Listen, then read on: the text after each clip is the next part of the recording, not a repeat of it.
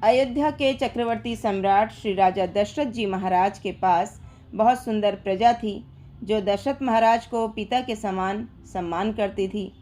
विश्वास पात्र नौकर चाकर थे, धन संपदा सब कुछ था। इस संसार का नियम है, चाहे आपके पास कितनी ही धन धान्य क्यों ना हो, मगर फिर भी आपके जीवन में कुछ न कुछ कमी रहती है।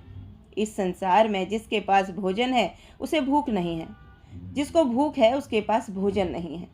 तो ऐसा ही कुछ राजा दशरथ के जीवन में भी था। राजा दशरथ के पास सब कुछ था। राजा दशरथ की 700 रानियां थीं, जिनमें से 3 मुख्य थीं। पहली कौशल्या, दूसरी केकय और तीसरी सुमित्रा। मगर राजा को कोई संतान नहीं थी। एक दिन राजा दशरथ अपने महल में बैठे विचार कर रहे थे कि मेरे पास सब कुछ है, मेरी इतनी पत्नियां हैं, मगर मुझे कोई संतान नहीं है। क्या मेरे भाग्य में संतान सुख नहीं है? महाराज उठे और तुरंत अपने गुरु के पास जाते हैं। अपने गुरु को अपना दुख बताने लगे। गुरु वशिष्ठ जी के चरणों में प्रणाम किया और बोले, गुरुदेव, आज मैं आपसे कुछ मांगना चाहता हूँ। गुरुदेव ने कहा, क्या मांगना चाहते हो? तब राजा दशरथ ने कहा, क्या मुझे संतान सुख की प्राप्ति नहीं होगी? ये कहकर चक्रवर्ती सम्राट धरती पर गिर पड़े। गुरु वशिष्ठ जी ने उन्हें उठाया और कहा, राजन, आप क्यों चिंता करते हो? आपको 1 नहीं 4 पुत्रों की प्राप्ति होगी। इतना सुनते ही महाराज दशरथ बहुत प्रसन्न हुए।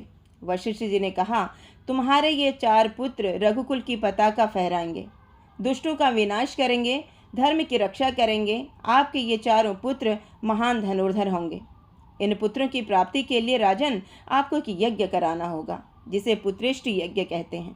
मगर ये यज्ञ मैं नहीं करा सकता हूँ।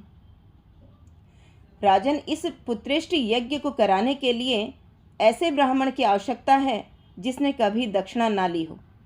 ऐसा ऋषि इस यज्ञ को करा सकता है। राजा दशरथ पूछने लगे, गुरुदेव, आप ही कोई ऐसा ऋषि बताइए। तब वशिष्ठ जी ने कहा कि इस यज्ञ के लिए मैं श्रृंगी ऋषि को बुलाऊंगा, वह यह यज्ञ संपन्न करेंगे।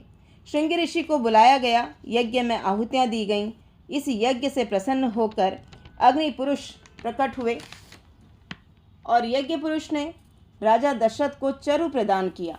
राजा दशरथ ने उस चरु के 3 भाग किए और अपनी 3 पत्नियों को खिलाया। धीरे धीरे समय बीतने लगा और फिर वह समय आ गया जिस दिन राम का जन्म हुआ।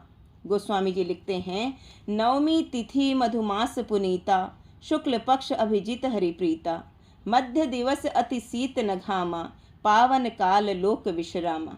भगवान श्री राम अपने भक्तों को आनंद देने के लिए, यज्ञ की रक्षा करने के लिए, आर्य संस्कृति को बचाने के लिए और रावण जैसे असुरों का विनाश करने के लिए, पृथ्वी का भार कम करने के लिए भगवान श्री रामचंद्र जी दिन में 12 बजे कौशल्या के हृदय गर्भ से प्रकट हो गए। भगवान श्री राम के प्रकट होते ही सबके हृदयों में खुशी की लहर दौड़ गई। सभी बहुत प्रसन्न थे। अयोध्यावासी चारों भाइयों के दर्शन करने आने लगे। राजा दशरथ और रानियों को बधाई देते। राजा दशरथ खुशी में आज अपना खजाना लुटा रहे हैं। राजा दशरथ को 1 नहीं 4 पुत्रों की प्राप्ति हुई है। तो जो भी राजा दशरथ के महल में आता है, राजा उन्हें कुछ न कुछ उपहार अवश्य देते हैं। बोलो राम जन्मोत्सव की जय।